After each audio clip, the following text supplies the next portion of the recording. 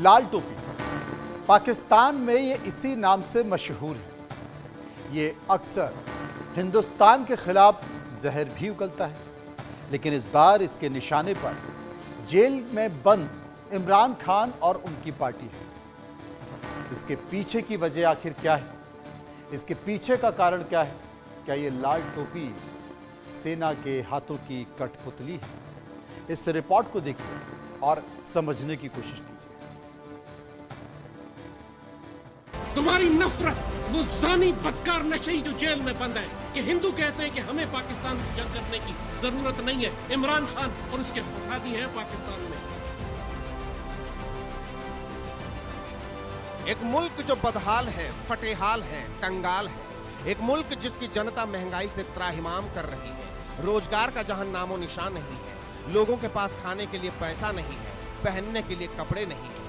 एक मुल्क जिसकी जनता दूसरे देशों में चोरी छिपे पहुंचती है, वहां भीख मांगती है, जिन्हें पकड़े जाने पर दुत्कार कर भगा दिया जाता है। लेकिन इस मुल्क के हुक्मरानों का इससे कोई लेना देना नहीं। ये केवल अपनी जनता की आंख में धूल झोंक रहे हैं, उन्हें बेवकूफ बना रहे हैं, हिंदुस्तान से तनाव के नाम पर बरगला रहे हैं। लेकिन आज हम शहबाज, उसकी आर्मी, उसकी खुफिया एजेंसी और वहां रह रहे आतंकियों की पोल खोल देंगे। इनका असली चेहरा इनकी जनता के सामने ला देंगे। हम बताएंगे कैसे शहबाज सरकार देश की समस्याओं से ध्यान भटकाने के लिए कश्मीर का राग आलापती है, साजिशें रचती है। लेकिन पहले बात लाल टोपी की। लाल टोपी का असली नाम जैद हामिद है, जो पाकिस्तानी सेना का पिट्ठू है। लाल टोपी उर्फ जैद हामिद अपने ऊल जुलूल बयानों के लिए मशहूर है। तबाह बर्बाद करके नए वर्ल्ड ऑर्डर के लिए इंसानों को गुलाम करना है। ये जिस किस्म के प्रोजेक्ट्स पर काम कर रहा है, हमारे आम मुसलमान जैसे कहा कि हम सादे लोग हैं, जानते नहीं हैं।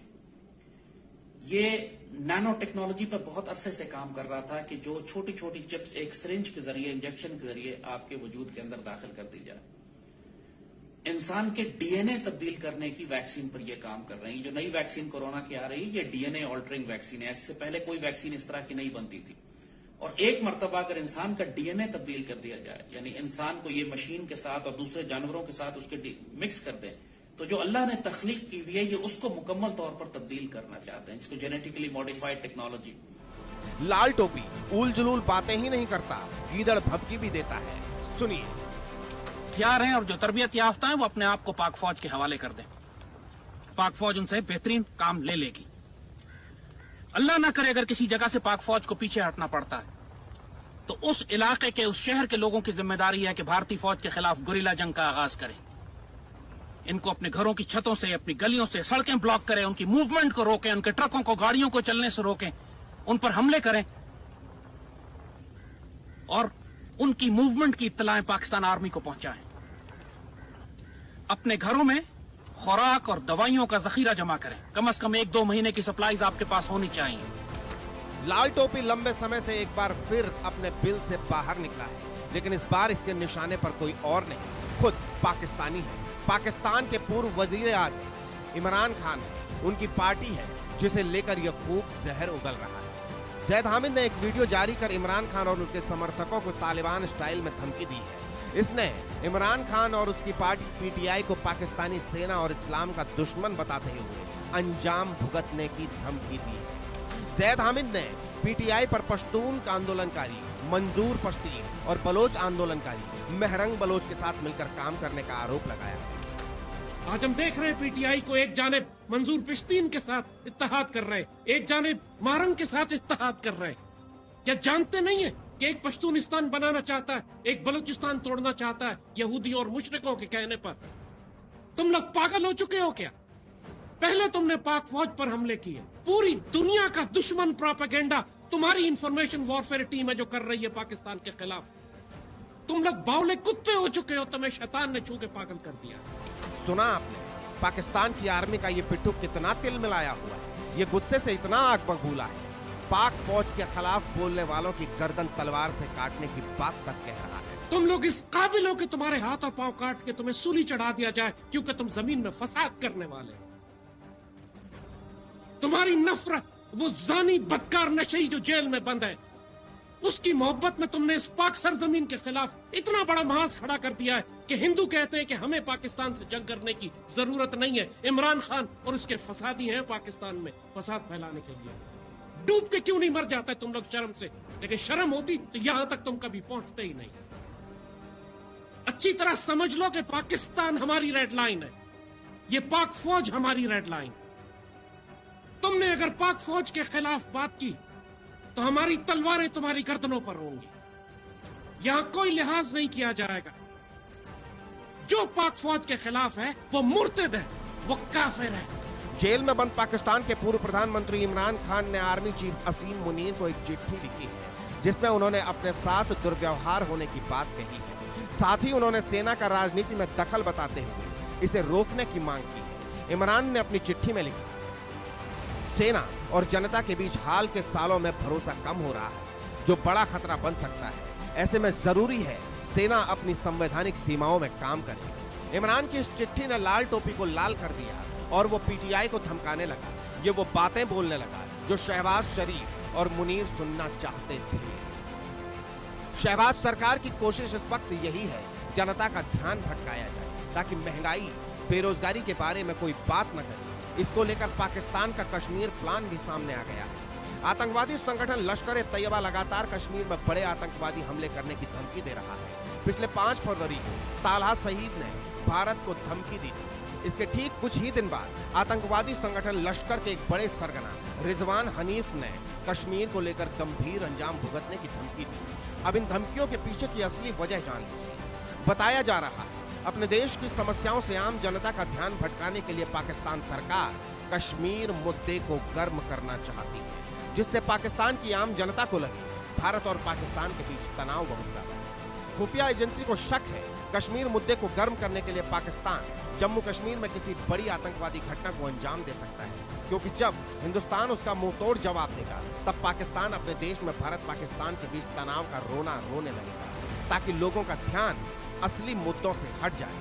पाकिस्तानी सरकार हर बार ये खेल इसलिए खेलती है ताकि उसके देश में चल रही अशांति काफी हद तक रुक सके। लोगों का ध्यान महंगाई, गरीबी, बेरोजगारी, बदहाली से हटकर कश्मीर की तरफ चला जाए। वैसे तो पाकिस्तान के टुकड़े करने के लिए बलूचिस्तान लिबरेशन आर्मी और टीटीपी ही काफी है, लेकिन पाकिस्तान ने ऐसी कोई हिमाकत की जिससे कश्मीर में अशांति फैले तो हिंदुस्तान उसे बख्शेगा नहीं, उसे माफी नहीं मिलेगी।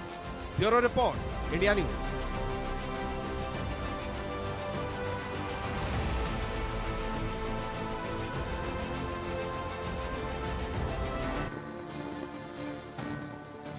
असल में टीटीपी ने पाकिस्तान को परेशान कर रखा है और बलूचिस्तान आर्मी ने हैरान कर रखा है, और पाकिस्तान में जो महंगाई है उसने जीना मुहाल कर रखा है। अब इन तमाम परिस्थितियों में उलझा हुआ पाकिस्तान करे तो क्या करे, क्योंकि वहां की सरकार फेल हो चुकी है। वहां की सरकार फेल हो चुकी है, वहां के हुक्मरानों के हाथ में कुछ है नहीं। करें तो क्या करें, अब कैसे लोगों का ध्यान भटकाएं?